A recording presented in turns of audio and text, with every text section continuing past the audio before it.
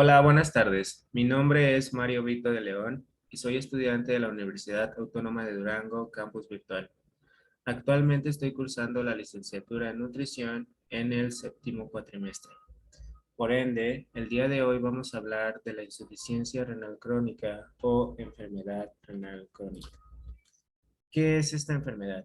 Según la Organización Mundial de los Riñones, la enfermedad renal crónica es una afección que indica que los riñones están dañados y por lo tanto no pueden mantener una buena salud corporal. Además de esto, no pueden filtrar la sangre lo suficientemente bien como lo harían los riñones sanos. Esta enfermedad no se produce de un día para otro, se genera lentamente. De acuerdo a la organización, hay 5 etapas en cómo se desarrolla esta enfermedad.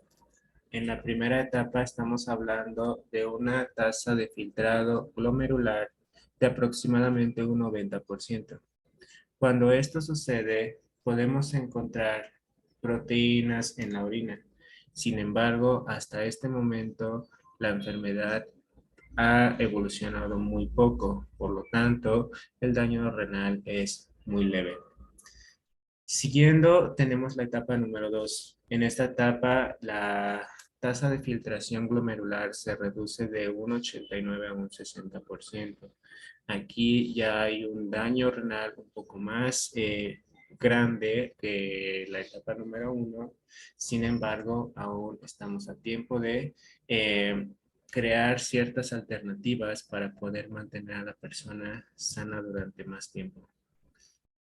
En la etapa número 3 estamos hablando de una tasa de filtración de un 59 a un 30%.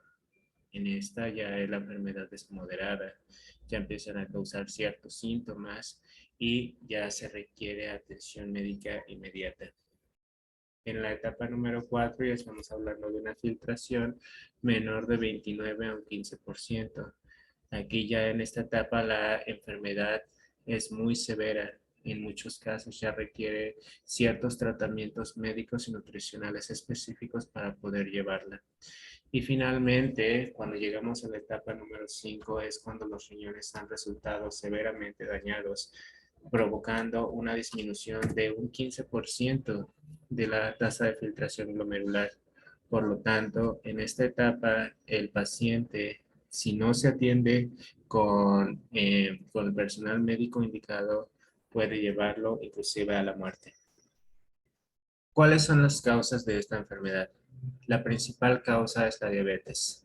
Además, tenemos otro tipo de causas como es la hipertensión arterial alta, eh, familiares con insuficiencia renal, si tenemos más de 60 años, nuestra descendencia, normalmente las personas que son asiáticas, afroamericanas o hispanas tienen una mayor prevalencia de esta enfermedad y si hemos usado medicamentos que dañan nuestros riñones con el tiempo. ¿Quiénes pueden padecer esta enfermedad? Prácticamente todo el mundo la puede padecer.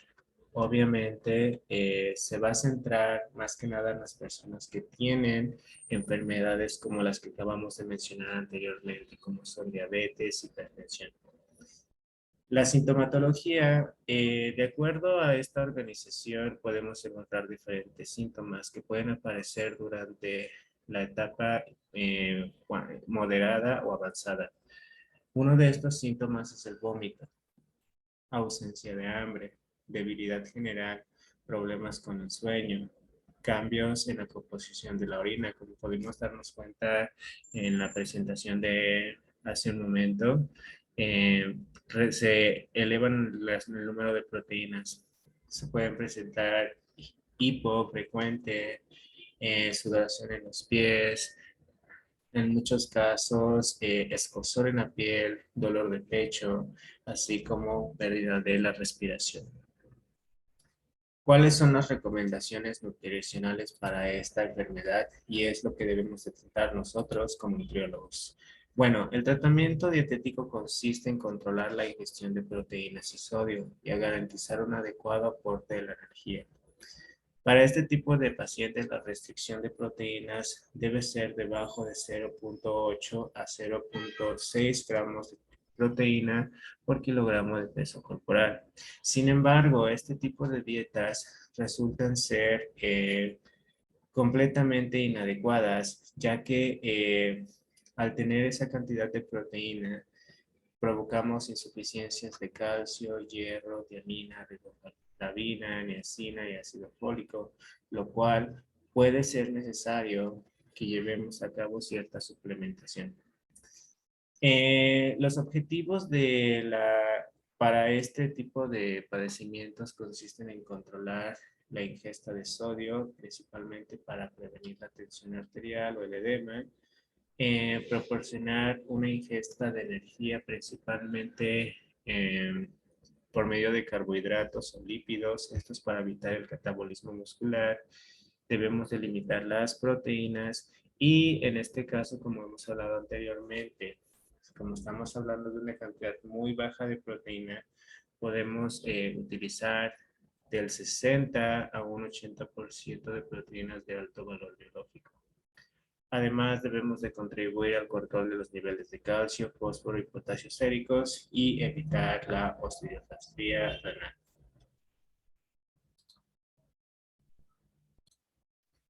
Aquí tenemos un caso clínico de insuficiencia renal crónica. Es un paciente femenino de 32 años de edad con diagnóstico de insuficiencia renal crónica moderada. Dentro de los datos que me proporciona el médico es un peso de 62 kilogramos, manejando un peso habitual de 67 kilogramos. Como nos podemos dar cuenta, este paciente ha perdido peso rápidamente. Tiene una estatura de 1,60, es complexión delgada y presenta un IMC de 24, es decir, se encuentra dentro del rango de normal. Dentro de los valores bioquímicos que me envían, presenta 69 miligramos por decilitro de urea. Si nos vamos a las referencias que nos proporciona el American Board of International Medicine, nos podemos dar cuenta que los valores son de entre 12 y 54 miligramos para las mujeres, por lo tanto, su urea está muy alta.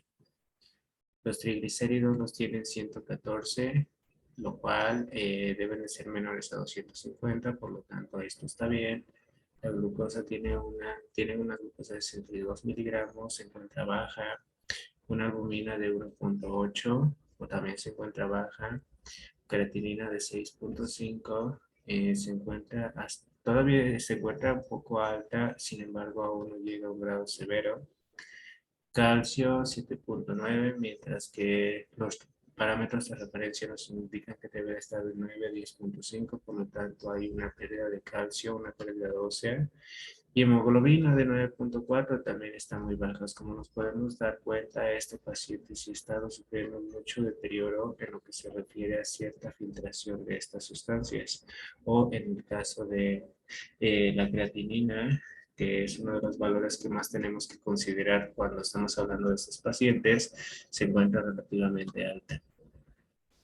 Eh, para sacar los valores del cálculo dietológico, estamos utilizando la fórmula de la OMS. Por lo tanto, vamos a tratar de mantenerla en este peso por el momento en lo que empezamos a adaptarla. Tiene un peso de 62 kilogramos, lo voy a multiplicar por 35, que es lo que me dice la OMS, dándome un resultado de 2.170 kilocalorías únicamente para mantenerla.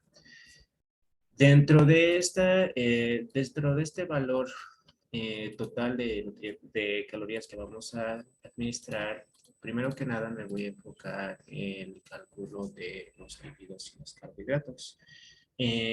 Sabemos que para evitar el catabolismo muscular vamos a utilizar más que nada estas macromoléculas. Por lo tanto, yo considero que un 61% de carbohidratos es adecuado. Hice mi multiplicación, por lo tanto me está arrojando un total de 330 gramos de carbohidratos al día. Los lípidos los voy a dejar en un 30%, siendo los insaturados los de mayor prevalencia. Y en este caso, de acuerdo a mi suma y mi cálculo está dándome un total de 72.33 gramos y las proteínas las voy a dejar en 0.8 gramos por kilogramo de peso. Haciendo mis cálculos referenciales, estoy tomando en cuenta aproximadamente un 9% del total de la ingesta total. Entonces me dan un total de 49 gramos de proteína. Una vez que ya tengo todos estos macronutrientes balanceados, ahora sí es importante crear un platillo adecuado para este tipo de pacientes, siguiendo las pautas que anteriormente les. Pero antes de comenzar, ¿qué alimentos podemos y no debemos comer? La Organización de los Riñones sugiere que comamos alimentos con bajo contenido de sodio y además debemos de limitar la ingesta de proteínas, como ya lo habíamos mencionado anteriormente. Sin embargo, podemos ver en la American Kidney Foundation que existen diferentes tipos de proteínas, principalmente las proteínas bajas y las proteínas altas, como normalmente las conocemos de alto valor biológico. Las proteínas bajas podrían ser el pan, las frutas, verduras, las pastas, el arroz. Normalmente se usan las carnes tipo magras, por ejemplo, las carnes rojas, el pollo, el pescado, el huevo. Sin embargo, no porque una proteína sea baja significa que debemos de consumirla de más, ¿ok? Pero de acuerdo a lo que hemos mencionado antes, hay que tratar de que las dietas para este tipo de pacientes contengan de un 60 a un 80% de este tipo de proteínas. Por lo tanto, vamos a hacer hincapié en dar este tipo de alimentos. Obviamente no debemos olvidar estos para continuar con esta alimentación. En el caso de los carbohidratos se recomiendan comer frutas y verduras. Sin embargo, en algunos casos se pide que no se consuman mucho azúcar, miel, caramelos, refrescos u otras bebidas azucaradas. Las grasas las vamos a encontrar de muchas formas. Lo podemos encontrar en manteca, lo podemos encontrar en aceites, en semillas. Sin embargo, vamos a utilizar las que incluyen grasas insaturadas, por ejemplo, el aceite de oliva, el aceite de cacahuate, el aceite de maíz, y vamos a evitar grasas como es la manteca, la mantequilla, la margarina y todo este tipo de grasas. En lo que se refiere al sodio, hay que reducirlo en lo más que se pueda y también es necesario que no se agregue a las comidas de forma externa. En algunas veces también hay que limitar el consumo de potasio, como lo hemos mencionado anteriormente. Una vez que hemos sabido esto, es hora de revisar un menú sencillo para este tipo de pacientes. Ok, aquí tenemos un ejemplo sencillo de un menú para este tipo de pacientes. Es un trozo de pechuga de pollo al horno con piña, cocinado con piñones y aceite de oliva. Además, acompañamos con un poco de brócoli hecho al vapor, con tortillas de maíz. Además, estamos acompañando con un vaso de agua de fruta preparado con guayaba, fresa y un poco de azúcar de mesa. Si nos damos cuenta, la proteína principal la encontramos en el pollo.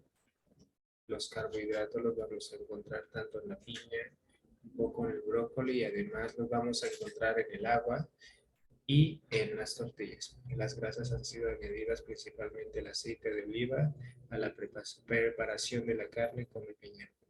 Espero que les haya gustado mucho mi video. Muchísimas gracias.